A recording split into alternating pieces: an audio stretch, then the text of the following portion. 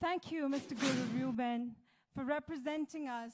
You're indeed a part of our continuing folk tradition, constantly recycling and revising music that have been haunted by time. Thank you so much.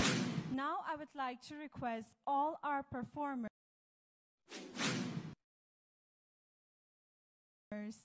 Miss Pinky Saikom, Pulse Pandit members, and Guru Ruben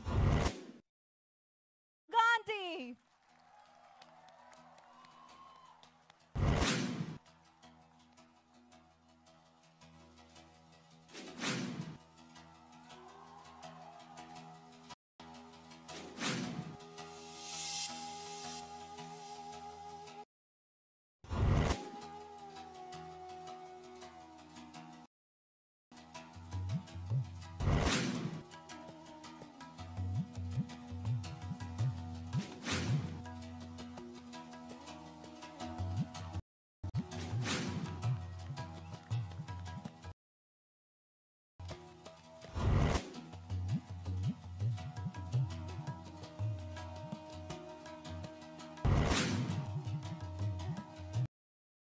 Thank you so much.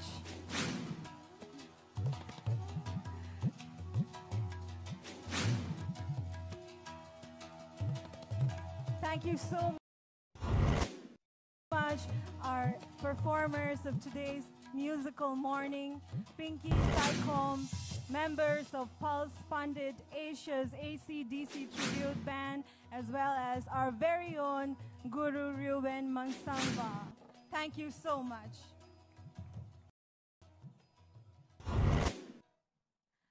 We Manipuris have this very beautiful tradition of welcoming our guests, our esteemed guests, with our very own traditional Lingyanfi, our shawl. And for this, I would like to request Miss Gerinda Loitongbam, a passionate advocate of women's empowerment who led a solo car rally from Imphal to Delhi and from Delhi to Imphal to fight crime against women, to do the honors of felicitating our chief guest, Shri Rahul Gandhi.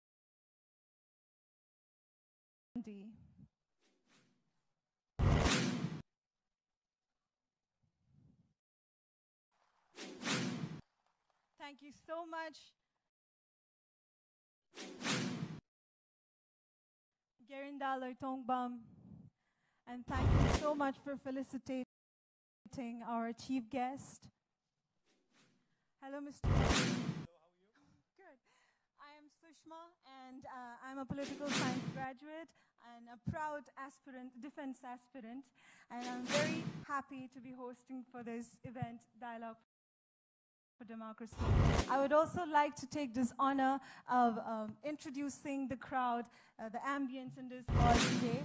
They are none other than the students, the brimming and the talented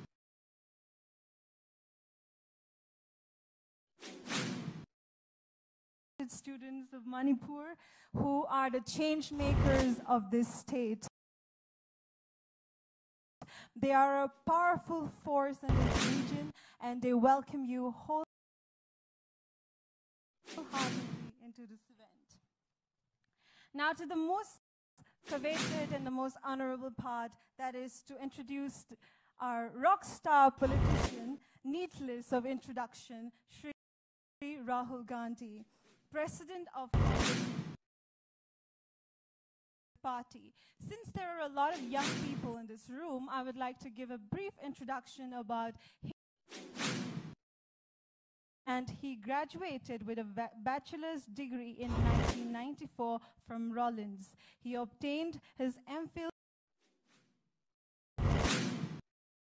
from Trinity College, Cambridge. Mr.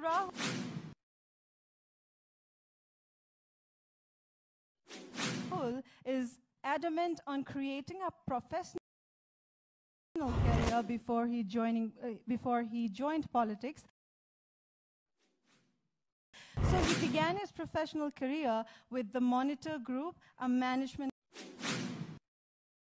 consulting firm based out of London, soon returning to India to...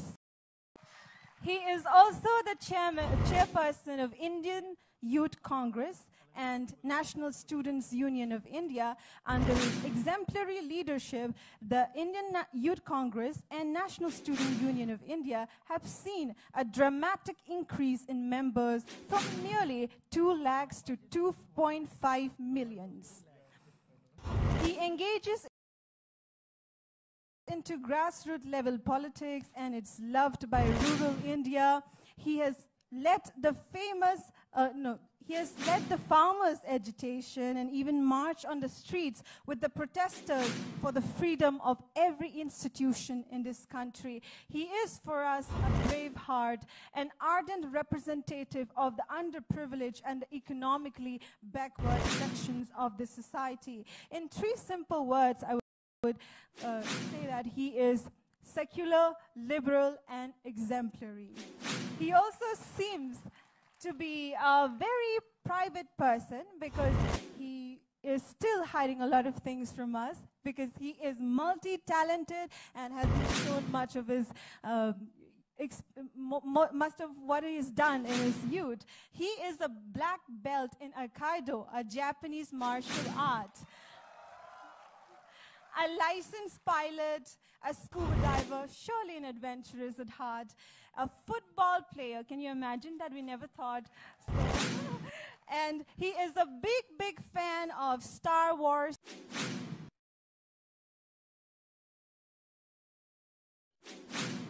series. And he loves reading books during his pastime, and is very, very versed with the Vedas. So all this information is still very, very little to describe a man who is so experienced and who has achieved so much early in life. Now I would like to request Mr. Rahul to kindly give a flying overview about this event, Dialogue for Democracy, along with your opening remarks. Thank you. Thank you very much.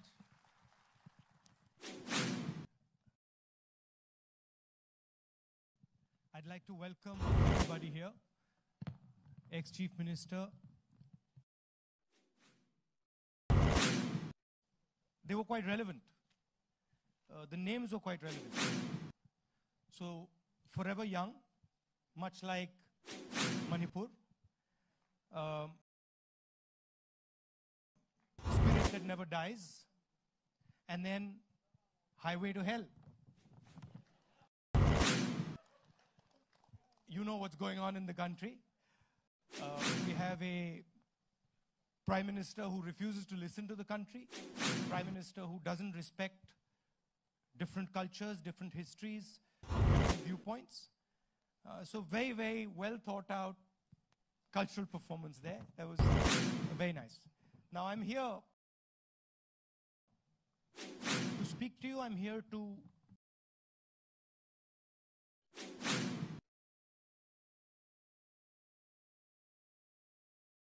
listen to you. Whatever questions you have, make them as hard as you want, as difficult as you want. I have no problem.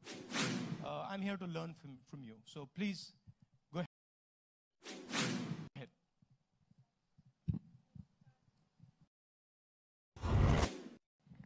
The first question, and that is from Jen Collar Thodam.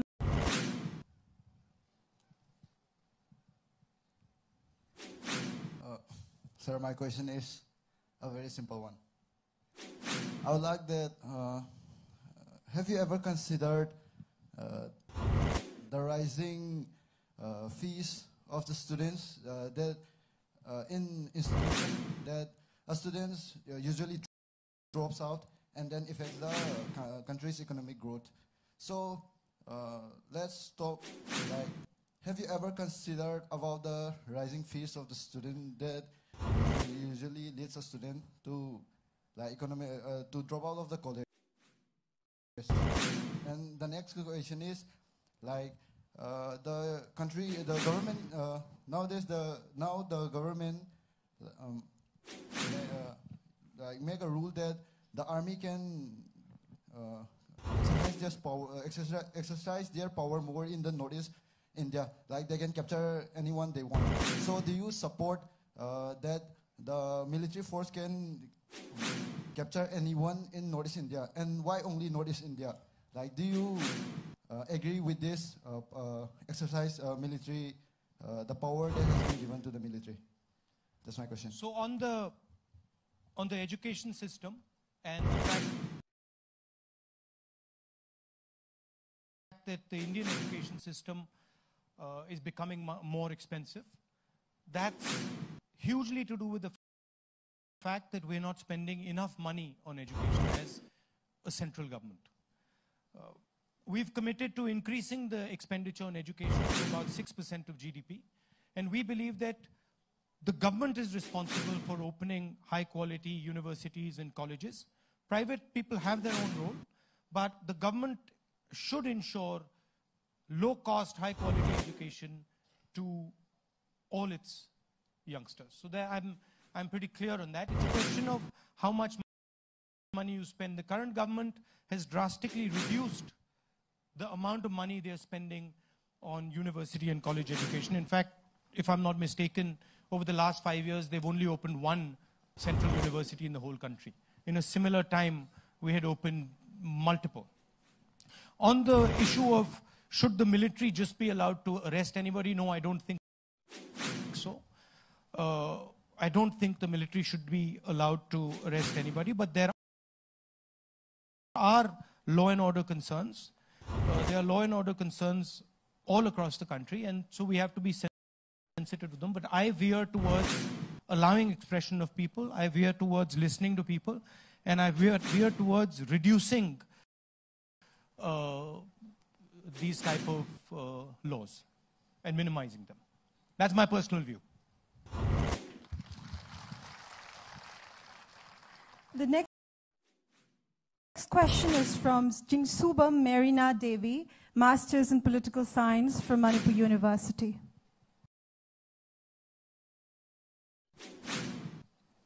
Jingsubam Marina Devi.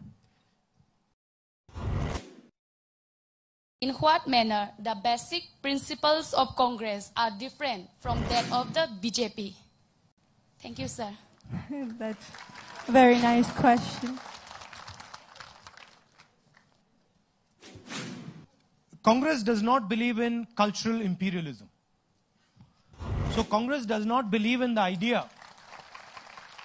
Congress does not believe in the idea that one part of this country should rule other parts of this country. We believe that every part of this country, every state should be allowed to express itself.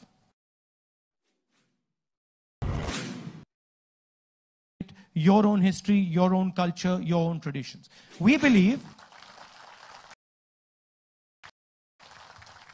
I believe that Manipur adds to India. So whatever your perspective is, whatever your feelings are, whatever you want to say, when you say them, I believe that India becomes stronger. Even if sometimes you might say something in your university that your professors don't like or your vice chancellor doesn't like, I think that you should be allowed to say it.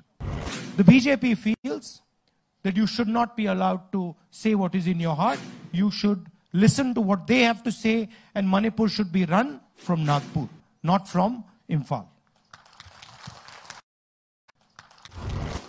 That's broadly the difference. I don't think they appreciate, the band there. I don't think they appreciate the type of music that was played here. They would like you to play, a particular type of music. They don't want you to dance around. They want you to stand like this. They don't want you to do all that. So there's an inferiority complex in them. There's a deep inferiority complex in them.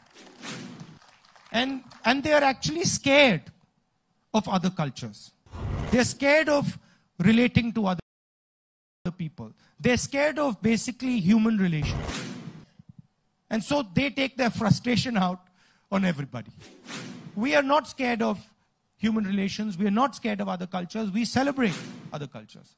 And that, frankly, is a very relevant question because that's a fight going on in India today. And you can see this expressed across the board. You can see it expressed in the hatred that is being spread. I mean, the only qualification today a man needs to run a university is he should be able to get up in the morning, wear a pair of shorts, hold a stick, and do exercises in a shakha. It's ridiculous. But that's frankly what this country's come to. Can we take the next question, sir? Yeah. That would be from Chongtham Laisna Devi, Department of Philosophy, Manipur University.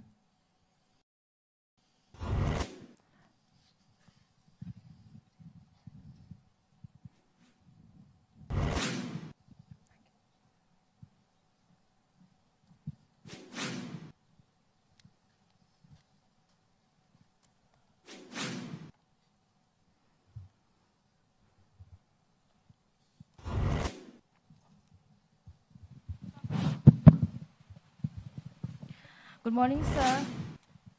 Firstly, more than 4 months, Manipur University was not functioning and in the state of turmoil, chaotic situation on demanding the removal of Vice Chancellor A.P. Pandey.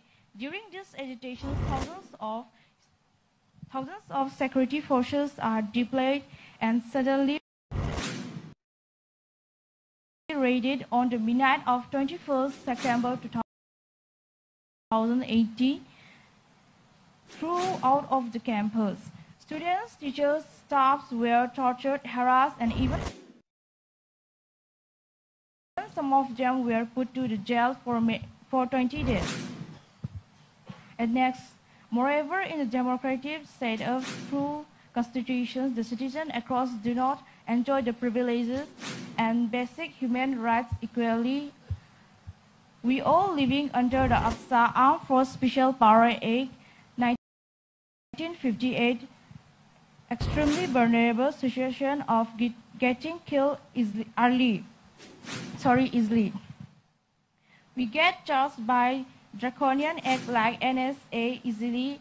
AFSA and NSA are not the things which humans will live easily, which affects our freedom of speech, freedom of decision. Easily we could charge under the protection constitution. How would you address the situation? Well, when we were in power here, we were trying to reduce the impact of AFSA. We removed it from 7 constituencies. And as far as the agitation, and it is our intention to reduce the draconian powers of AFSA. And we had a record of reducing it. It will take time.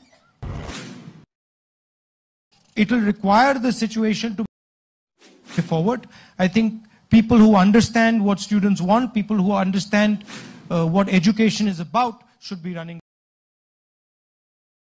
these institutions. So I'm quite happy that you managed to get rid of the gentleman.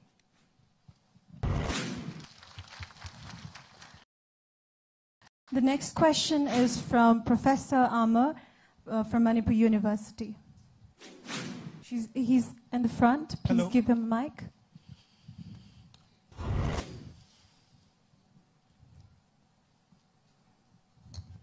Good morning. Well, the first thing that Modi regime did was abolition of the Planning Commission. The latest thing is sidelining all the statistical bodies of the country. Now, we would like to have a clear-cut stand from you on the statistical system of the country as a foundation for governance. We really need a clear-cut stand at this juncture of the country. The second one, we'd like to hear from you about your vision for the Northeast for the next 20 years. Thank you.